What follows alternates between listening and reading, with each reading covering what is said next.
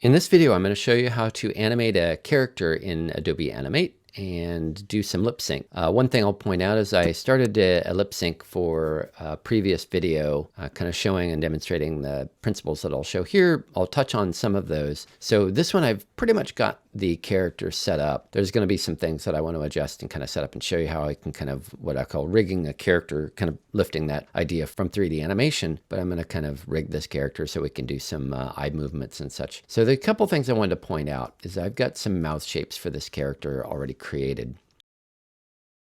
And so I have 12 of them because Adobe Animate has this what they call auto lip sync feature, and it uses 12 face shapes.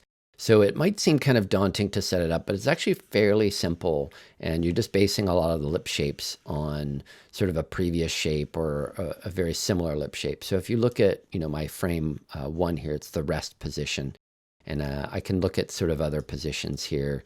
Like this is just based on the rest position. It's just a slight modification. So I end up, selecting this one and option dragging it.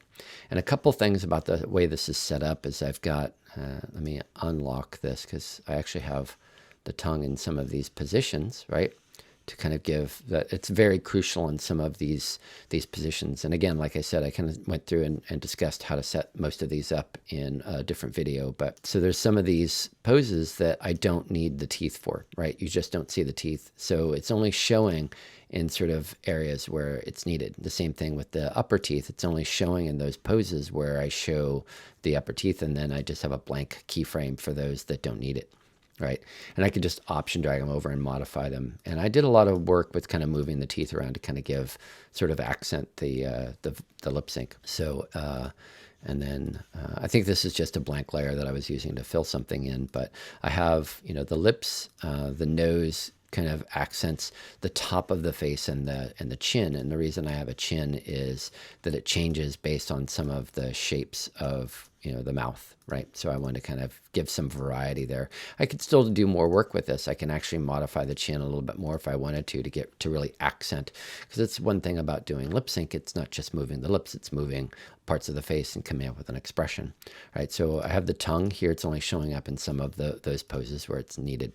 But I'll show you kind of what I did here with it's a mask for the teeth. I just took whatever the inside of the mouth was, right? So I created the lips and the inside of the mouth, you can see right there. And so the areas where the teeth are going to show, I wanted to mask it out. And so I just duplicated, I just option dragged this, the inside of the mouth basically, where it's kind of masking it out. It's really kind of sitting on top of where the lips are. The lips, it's not really inside, it's on top of, right? So you can kind of see the layer order. The lips are here, and it's just filling in, and this is just covering that area. So if you option drag that up to, sorry, not the upper teeth, but to the teeth mask, right? And if you turn off the mask, you can see the teeth go beyond that. And what this does, that shape masks out anything outside of that mask, right?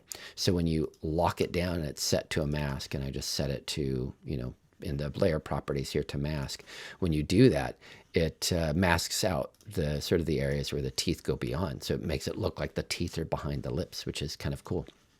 You'll also notice that I've set this up where there's labels, and I don't need the label for here, but really I do need the labels for each one of these when I set up the lip sync, so you can see what positions they are. So I just enter the label right there, and that's kind of how I set this up, right? So that's the setup for the lips. And by the way, if you unlock these, you can kind of see it doesn't keep it masked, so they have to stay locked in order for the mask to work, just so you kind of know that.